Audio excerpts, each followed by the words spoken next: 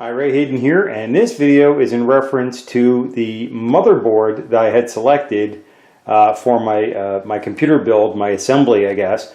And in the previous video, I mentioned that I had picked out the Core i7 Kaby Lake i7 7700K. That's the case for Kaby Lake, I imagine. And that CPU is what would determine what motherboard I would select. Now, I also promised that I wouldn't get into a lot of technical issues and everything else, but let's go into a little bit about this motherboard. It's an ASUS motherboard, and I'm going to talk more about that later on in the series of videos about that. I like ASUS, I like their products, and I like that they really paid a lot of attention to high-end graphics and things of that nature.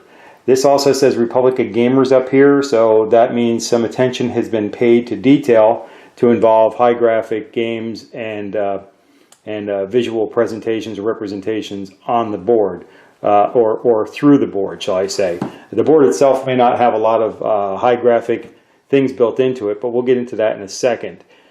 This is an image of the board itself.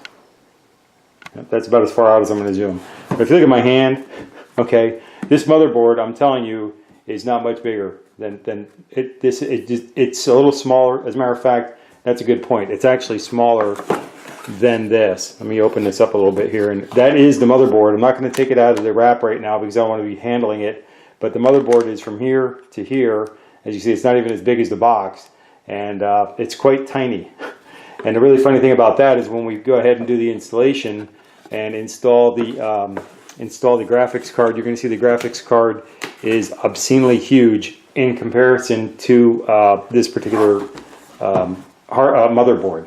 Now here on the back of the package, we have the image of the an image of it. I'm going to zoom in just a little bit here because there's a couple of things. I don't want to get highly technical into it because I don't want to scare anybody away from doing this. It's not that difficult to build a computer or assemble a computer, and I just want to make this series of videos so that even somebody who's new to it could probably get away with doing it with just a little bit of insight. There are back panel import and in and out ports. That's the I/O ports here. And it goes through a list of what they are. Here's images of what they are. We'll go into that in more finer detail when I start doing the assembly of the computer. But I definitely wanted HDMI, and I wanted something they call Thunderbolt, which is over here, I believe. And I definitely wanted those things available to me on the motherboard. The CPU, I had to make sure it was for an 1151, which it is. The 1151 for the 7th or 6th generation of the Core i. And it'll accept an i7, i5, i3, a Pentium, or a Celeron as long as it meets the standard for the 1151 socket. And that's this socket right here in the center. The CPU goes right here, and the 1151 refers to this socket. The chipset is a Z270. Now, I'm not going to go into any detail on that specifically because, well, number one, I don't have it available, but number two, I did research the Intel Z270 chipset.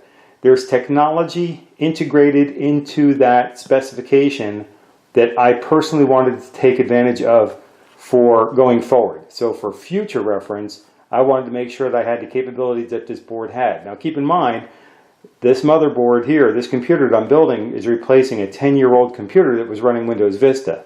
Because it had a good motherboard, which was also an ASUS motherboard, and we'll see that in some other video down the road, and it had a 4-core processor to it. It had the Core 2, I think it was called, and it had a 4-core processor. It was a very good processor on a very good motherboard, and the Windows Vista is not the best operating system, but I was able to use that computer for 10 solid years. So these technological things I do look up a little bit to make sure that I understand that I want to get something that's going to be the best return on my investment. This is not an inexpensive computer, but it's not also as expensive as I could have made it. The memory. This particular motherboard, and it's hard to see right here, but there are two slots right here. Follow my finger here. The two of them are right there, and that's where the memory goes, the RAM. And this can only hold 32 megabytes of RAM, and DDR4 is the specification on that. And it will go also into some other information about that. I'll go into that when we talk about the RAM.